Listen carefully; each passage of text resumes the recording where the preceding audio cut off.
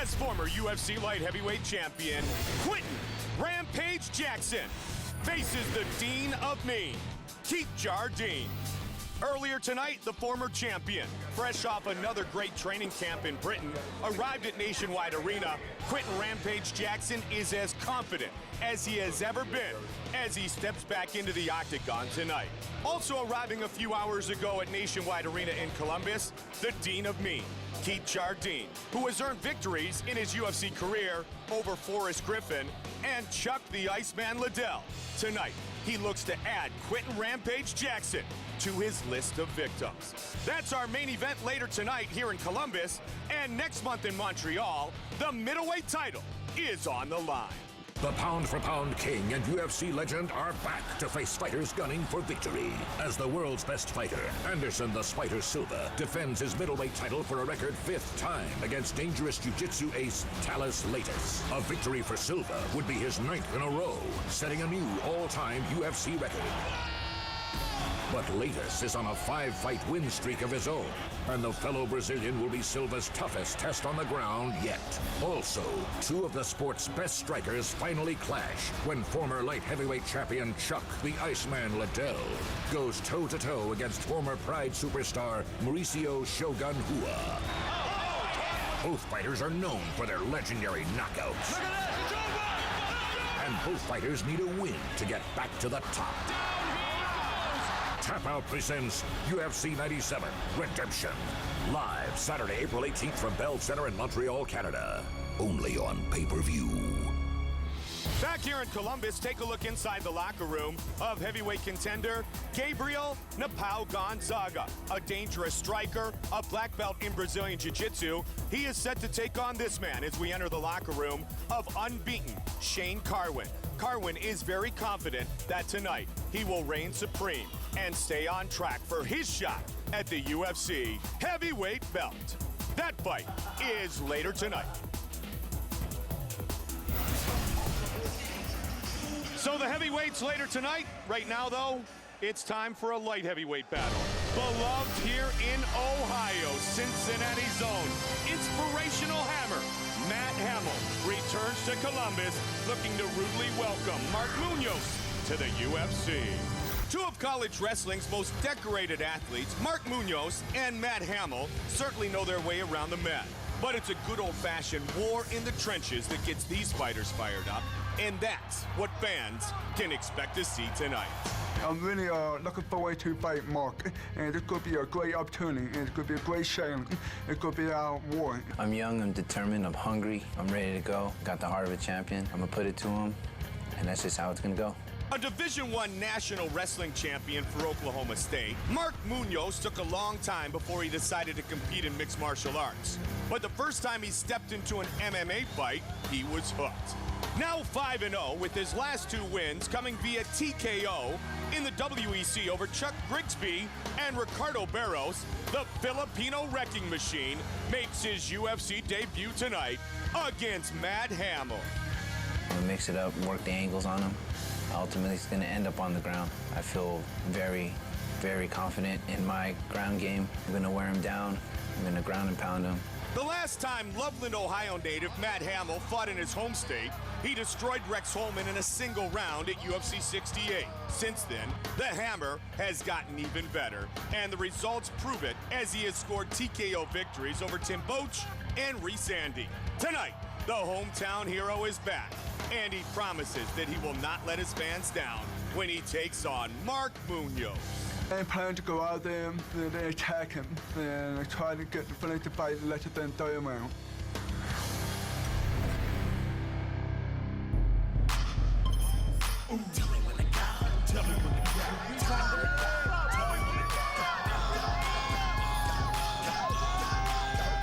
Joe, there's a lot of people excited, you and I included, that Mark Munoz is set to enter the octagon for the first time. The Filipino wrecking machine, 5-0 in his mixed martial arts career.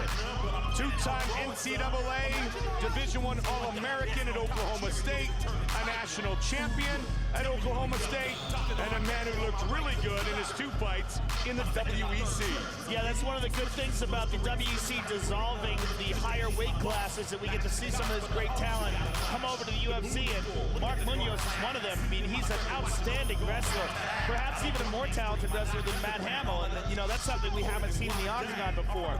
Matt Hamill faced a guy with the kind of credentials that Mark Munoz has. It's gonna be really interesting.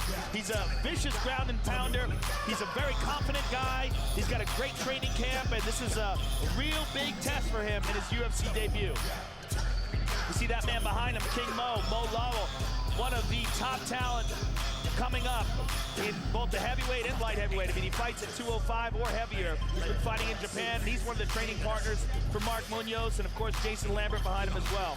The Punisher, as Munoz is fighting out of the Ajo, California.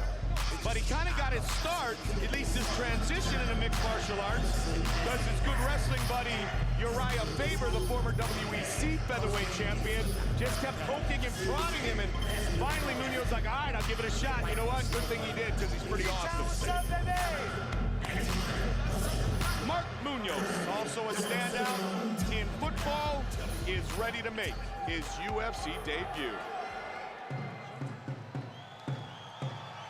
This song is going to get this hometown crowd fired up. You ever been at the Horseshoe and watched a game with the Ohio State Buckeyes? And look at this, they are on their feet in Columbus. And a lot of people don't know this, but this is like the state song. Absolutely. As far as like all the state championships and all important games, they play this song. This is Ohio's game. Being an Ohio native, I know that. Working the hometown crowd as he walks into the tribute to great Ohio State champions, the Ohio State Buckeyes, and Loveland, Ohio's own Matt the Hammer Hamill.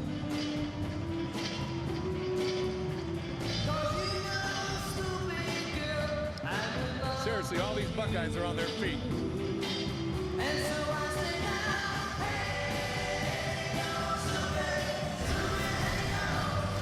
Division III wrestling champion. How did this song wind up being the state song? I have no idea. I just, you know, It's one of those things. we used to play it in high school too. Well, we can't say enough about Matt Hamill. Oh, man. Super solid wrestler, and his striking has gotten better and better with each outing. His last fight was outstanding against Reese Andy. Used that newly improved striking to dominate the fight on the feet. Eventually got Reese Andy down and pounded him out at 2:19 in the second round. Well, speaking of great Ohio State Buckeyes, in attendance here tonight, some of the star football players on Jim Tressel's team. And there he is, Chris Beanie Wells, running back for the Ohio State Buckeyes. Going to be a tremendous running back in the National Football League.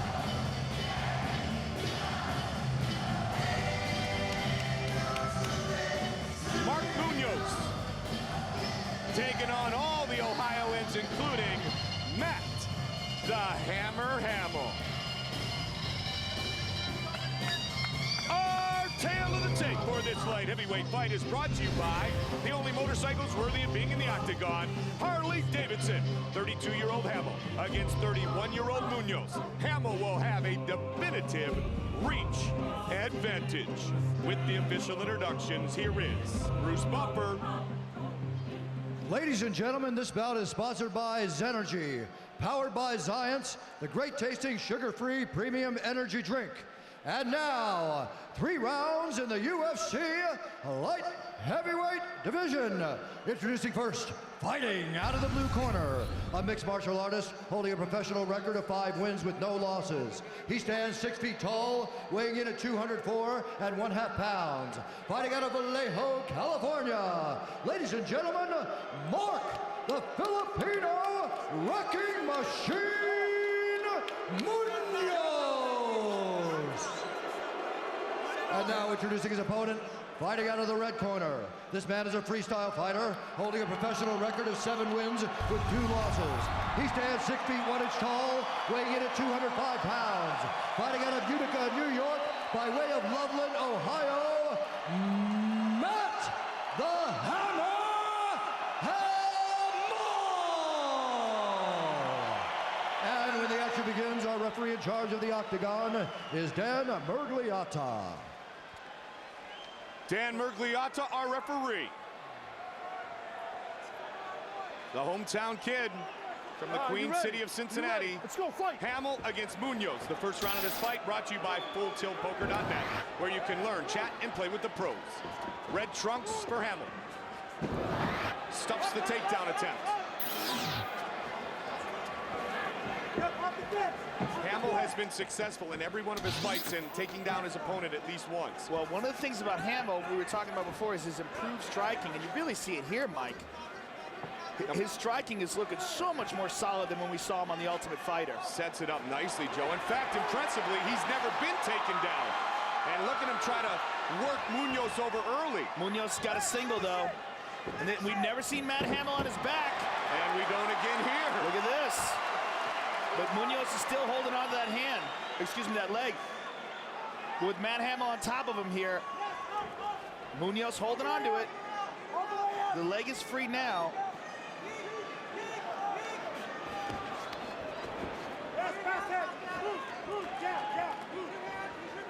Coming off the victory over Reese Andy, defeated in Atlanta by one of his heroes, fellow Cincinnati native Rich Franklin. Good leg kick.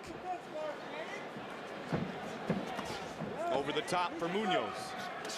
And again.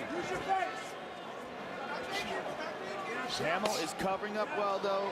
Stays in the pocket.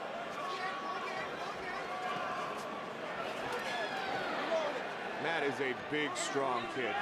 Yeah, he's so strong, and he's got surprising power in his hands. And, you know, he showed Michael Bisping that early in the first round in a fight that a lot of people thought he should have got the decision. Hit Bisping with a vicious punch, and Bisping's got a great chin, and that punch shook him up. Munoz really trying to work the body, Joe. Munoz very unorthodox with his striking, though. Real wild and wide with his punches.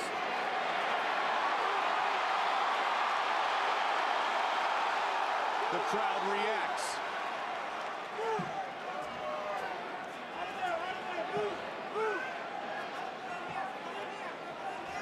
Such an inspirational story, a movie being made about Matt Hamill. Division III National Wrestling Champion, not once, not twice, but 3 times. At the National Technical Institute for the Deaf in Rochester, New York, inductee into the D3 Athletic Hall of Fame. And he is beating Munoz up on the feet here, Mike. Midway point of round number 1. Munoz is having some success with that lead right hook. Trying to catch Hamill as he's coming in. Hamill is the bigger fighter. Trying to use that reach. Munoz switches stances.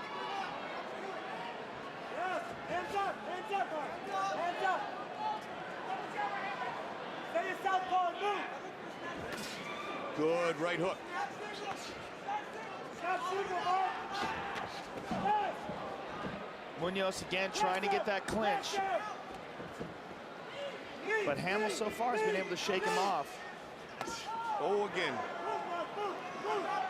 Born and raised in Cincinnati. Huge Bengals fan. No, there, Mike, he switched legs. He was right hand forward as a southpaw, but then when he went to shoot, he put his left leg forward.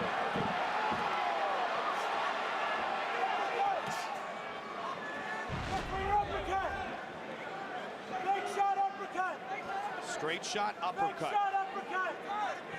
Oh, head kick!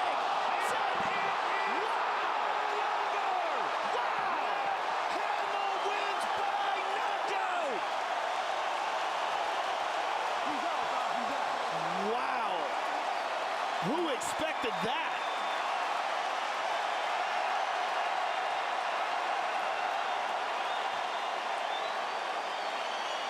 Mark Munoz is still unconscious right in front of us.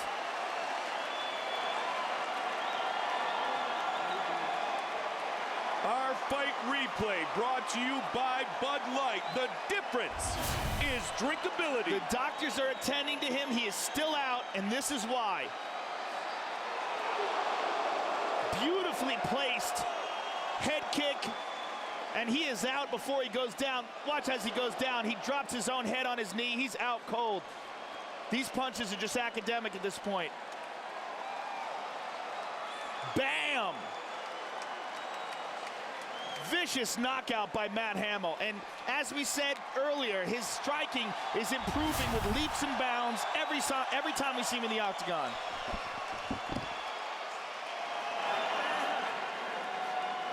Take a listen to the head kick that finished this fight. Big shot, uppercut.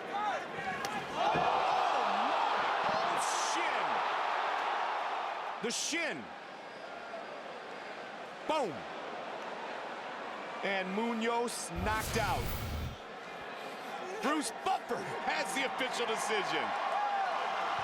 Ladies and gentlemen, referee Dan Mergliata has called a stop to this contest at 3 minutes, 53 seconds of the very first round, declaring the winner by knockout, Matt the Hammer Hamill!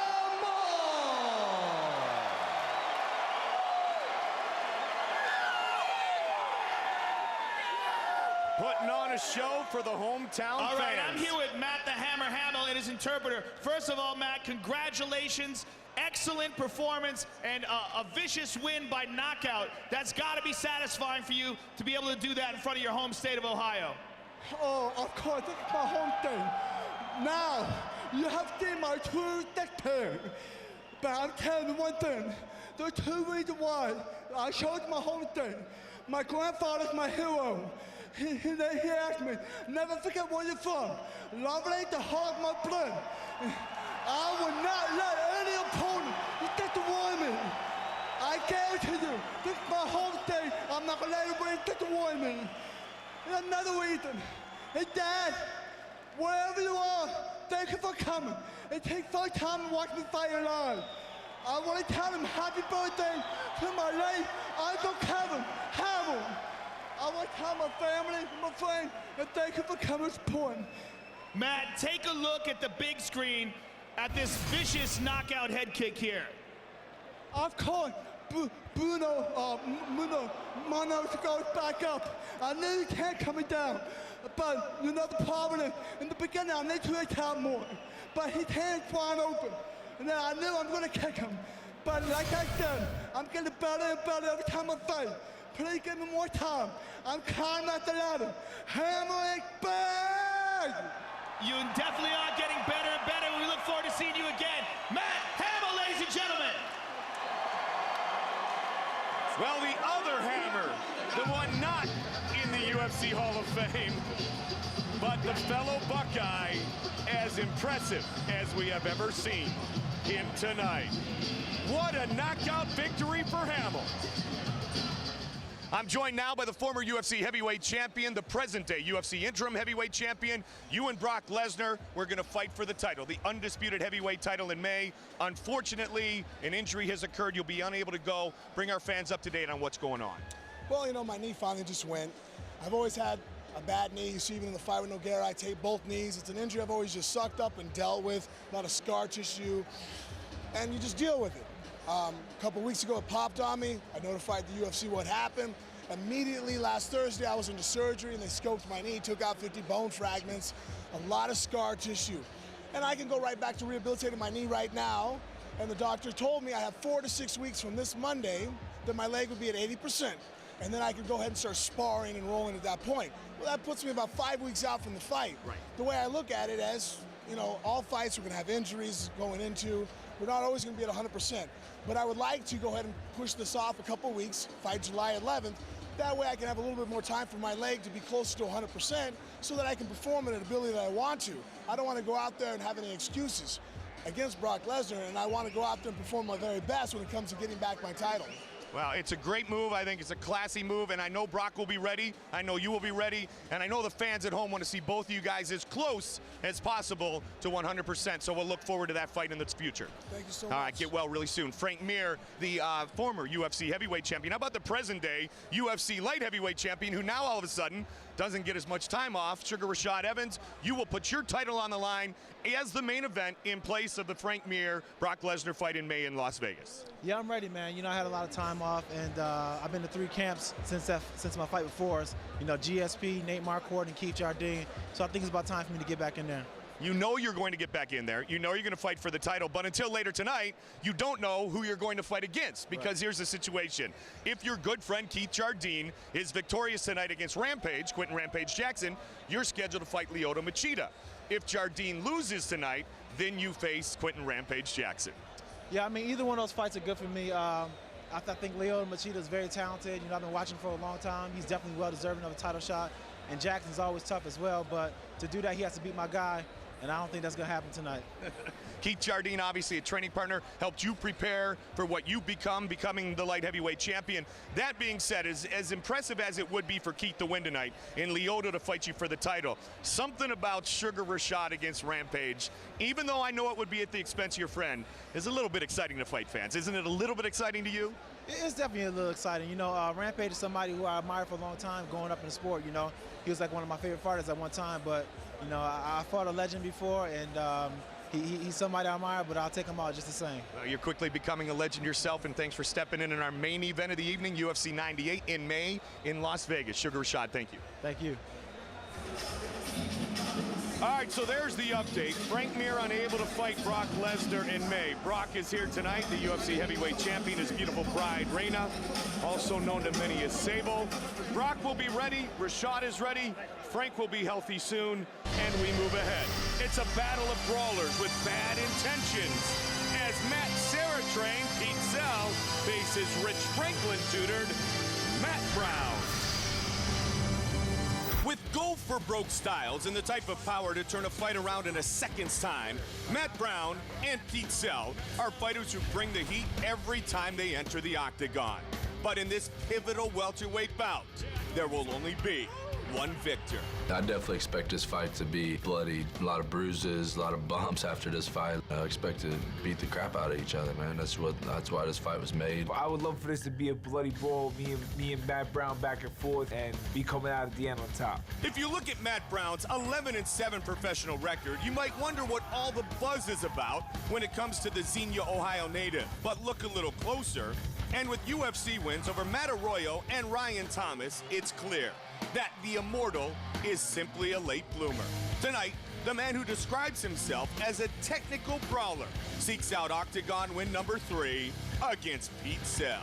Plan on getting in the cage and just pushing a pace that Pete Zell simply can't maintain, and breaking him physically and mentally, and keeping him on him until he wants out of there. At a crossroads in his MMA career last year, New Yorker Pete Zell decided that desperate times called for drastic measures, and he made the cut from the middleweight division to the welterweight division. The move down was an unquestionable success, as he showed the heart of a champion in drilling out a hard-fought decision win over Josh Berkman at UFC 90. Now, he looks to build on that success against the Ohioan, Matt Brown. I'm coming after this guy. I'm like, you know, people say they're gonna oppose it, well, whatever. He wants to break me, well, all right, bring it on.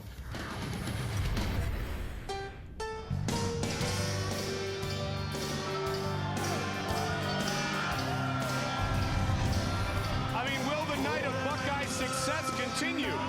First, Gray the Bully Maynard, the St. Edward Eagle, Matt the Hammer Hamill from Loveland, Ohio, and now from Senior. He lived in Columbus at one point. Matt Brown now calls Cincinnati home.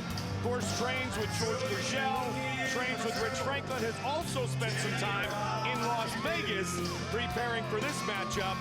Matt Brown from the Buckeye State sets the fight here again tonight. You see behind him Mark the Hyena Beecher, who is his Muay Thai trainer. Matt working very hard on all aspects of his MMA game. Very relentless competitor, real tough guy, mentally very strong.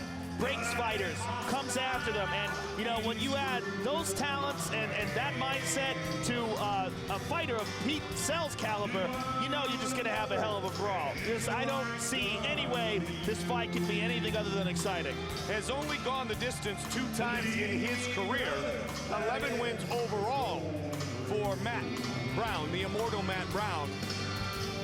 He really gained a lot of confidence, Joe, even in defeat in his fight at UFC 88 in Atlanta against Dong Yong Kim, because I think he proved a little bit to himself that he truly could go toe-to-toe with anybody in the upper echelon of this sport today. Yeah, he lost a split decision there and then submitted Ryan Thomas in an armbar in the round 2 of his last fight, which was an excellent bout. Very, very well-rounded fighter, tough kid.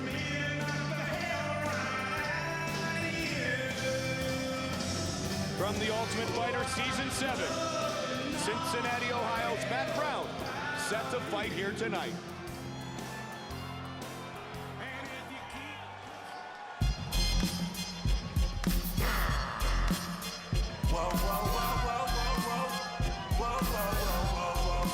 Drago! The thickest accent in all of mixed martial arts. If this guy ever goes to Japan, the interpreter's gonna have an aneurysm. Bayshore, New York zone with Ray Longo in the background. He even looks like his accent. No, he definitely does, doesn't he? And you know what? I'm really happy to see Pete Sell down here at 170 pounds now. That's really the correct weight class for him. There's so many big, giant guys at 185 that are cutting down from, you know, well over 200 pounds. This is a much better weight class for him. It suits his frame better, and I think he's going to have much more success here at 170 pounds. He's only 26 years old.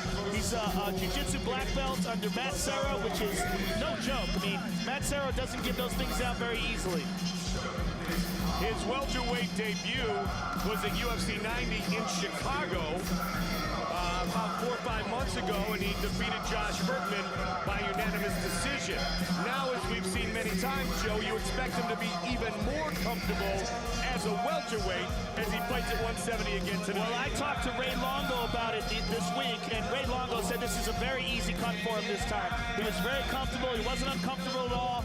He felt fine, wasn't dehydrated, made it correctly and easily. And one of the things about Pete Sell that we don't get to see very often is how good his ground game is.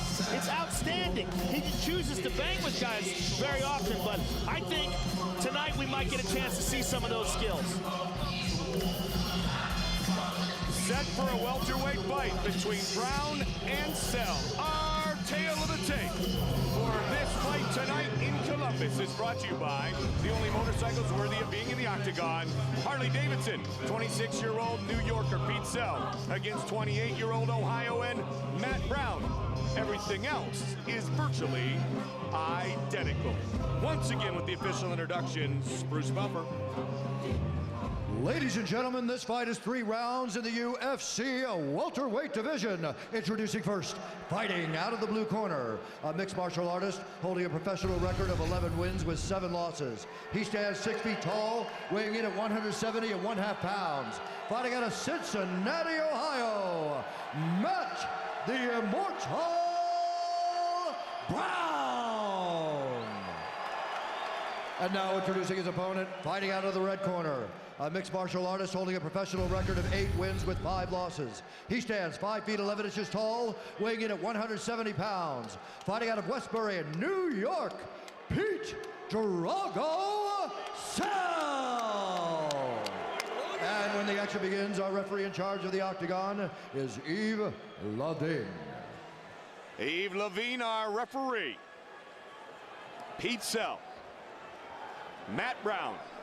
Neither dude ever been known to shy away from a brawl. Are you ready, sir? You ready?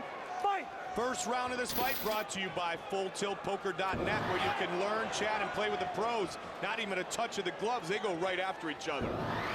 White trunks for Pete Sell. Superman punch by Matt Pete Sell Brown. was smiling up until that landed. He's not smiling anymore. Man, let it go! Down his Sell! Go ahead. Good job by Yves Levine. He says go ahead. But Sell's still hurt. Sell is still hurt. Matt Brown is all over him. Sell's holding on to that single. Matt Brown is punishing Pete Sell. Pete's got to get out of here. He's got to do something to defend himself.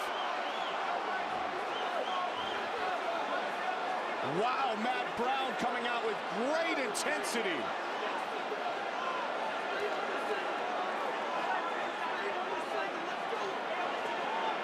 You know, Pete Sell is a little bit lucky there that there was some confusion. That gave him precious few seconds to recover.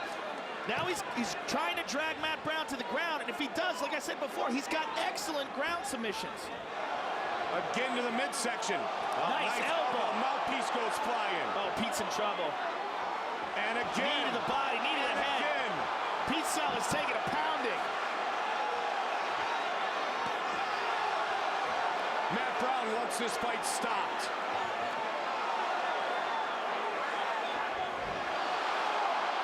He's saying, come on to the referee. Do you want me to stop? It is all over. Matt Brown was upset that that fight wasn't stopped earlier.